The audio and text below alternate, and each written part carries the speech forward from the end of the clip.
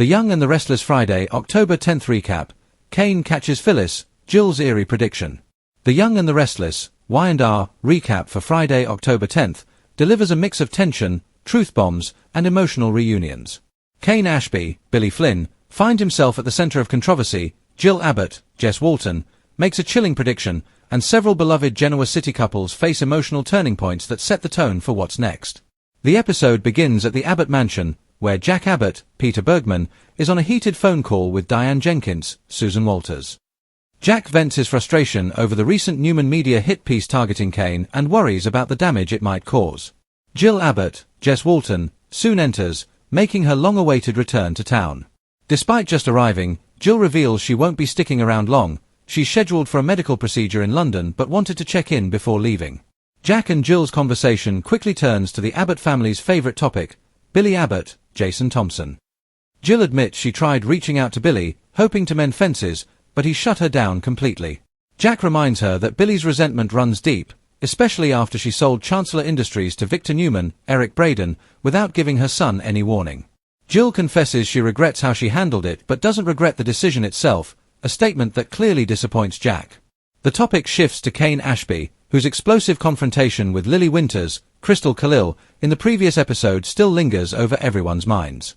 After Newman Media published a damning exposé about Kane's business dealings, Genoa City is buzzing with speculation. Jack expresses concern that Kane might retaliate, but Jill believes Kane is more focused on redeeming himself to his kids than plotting revenge. Jack insists that neither he nor Jabot had any hand in the article. Curious, he presses Jill on whether the Newman Media story is accurate. Jill hesitates. She isn't sure what's true anymore. When Jack brings up Colin Atkinson, Tristan Rogers, Kane's late father, Jill admits she'd like to believe Kane didn't know about any of Colin's cons.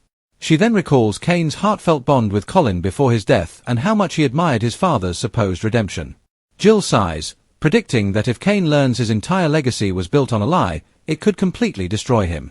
Her eerie warning hangs heavy in the air. Meanwhile, at Newman Media, Adam Newman, Mark Grossman, and Chelsea Lawson, Melissa Claire Egan, are reveling in their recent success.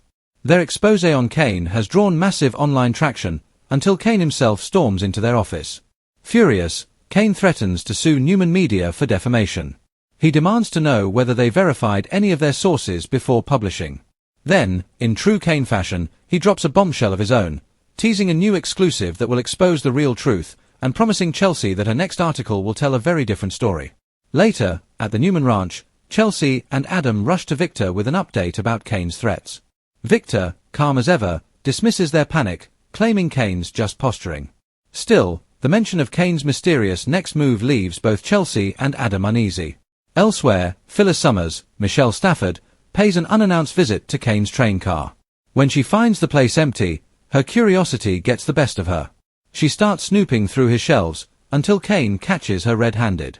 Pretending innocence, Phyllis claims she was just bored and looking for a deck of cards, but Kane clearly isn't buying it. Their exchange turns tense when Phyllis questions where he's been and whether he's planning revenge.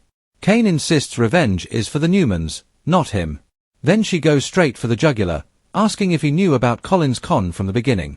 Kane, cool and cryptic, replies, "Would that be a problem?" His nonchalant tone sends mixed signals, but Phyllis shrugs it off and confirms she's still all in, whatever that means for their partnership. Finally, the episode ends on a much lighter note. Christine Blair, Laura Lee Bell, and Danny Romalotti, Michael Damian, orchestrate a surprise reconciliation between their longtime friends, Lauren Fenmore, Tracy E. Bregman, and Michael Baldwin, Christian LeBlanc.